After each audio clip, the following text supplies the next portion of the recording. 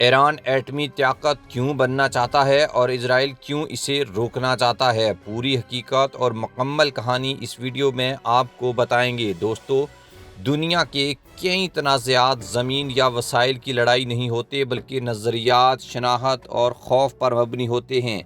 ایران اور اسرائیل کے درمیان جاری کشیدگی بھی ایسی ہی ایک جنگ ہے، جہاں اصل مسئلہ ایٹمی بم نہیں بلکہ طاقت کا توازن، بقا کی جنگ اور ایک دوسرے کے نظریات کو مٹانے کی کوشش ہے۔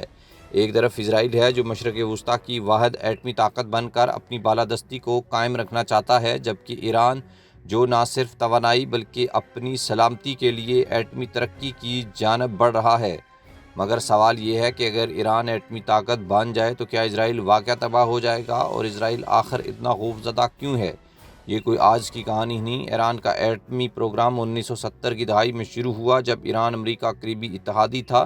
مغرب نے خود ایران کو نیوکلیئر ٹیکنالوجی دی، لیکن 1979 میں ایران میں انقلاب آیا، حکومت بدلی، نظریات بدلے اور ایران نے امریکہ اور اسرائیل کو اپنا دشمن قرار دے دیا۔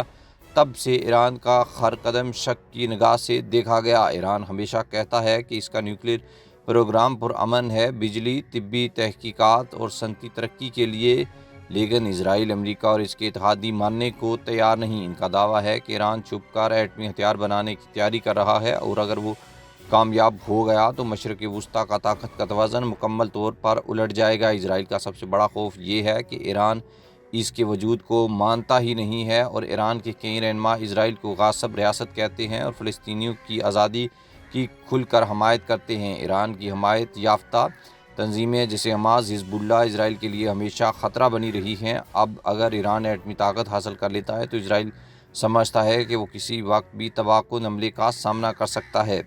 یہ صرف دفاع کی بات نہیں بلکہ نظریاتی جنگ ہے۔ ایک طرف ایران کی انقلابی اسلامی سوچ اور دوسری طرف اسرائیل کا صہیونی نظریہ، دونوں ایک دوسرے کی جڑوں کو کھوکھلا کرنے کے در پہ ہیں۔ یہی نظریاتی جنگ انہیں ایک خاموش تصادم میں لے آئی ہے، جس کے اثرات نہ صرف خطے بلکہ پوری دنیا تک پھیل سکتے ہیں۔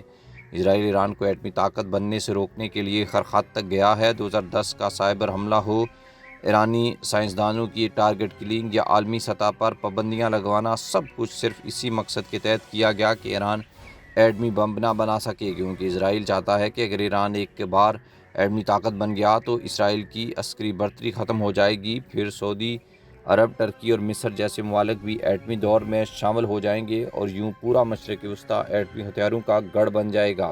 ایران کا موقف سادہ ہے: ہم ایک خود مختار قوم ہیں، ہمیں اپنے دفاع کا حق حاصل ہے، ہم نے جوہری عدم پھیلاؤ کے معاہدے پر دستخط کیے ہیں، عالمی ایجنسیوں کو اپنے پلانٹس کی نگرانی کی اجازت دی ہے، 2015 میں ایک تاریخی معاہدہ بھی کیا، لیکن جب امریکہ کے صدر ٹرمپ نے یک طرفہ طور پر اس معاہدے کو ختم کیا تو کشیدگی دوبارہ بڑھ گئی۔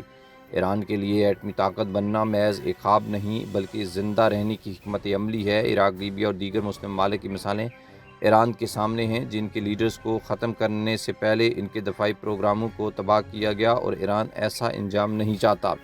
جبکہ اسرائیلی پالیسی بھی واضح ہے: کسی دشمن کو ایٹمی طاقت نہیں بننے دینا۔ اسی پالیسی کے تحت اس نے عراق کے ری ایکٹر کو 1991 میں اور شام کے نیوکلیئر پلانٹ کو 2007 میں تباہ کر دیا۔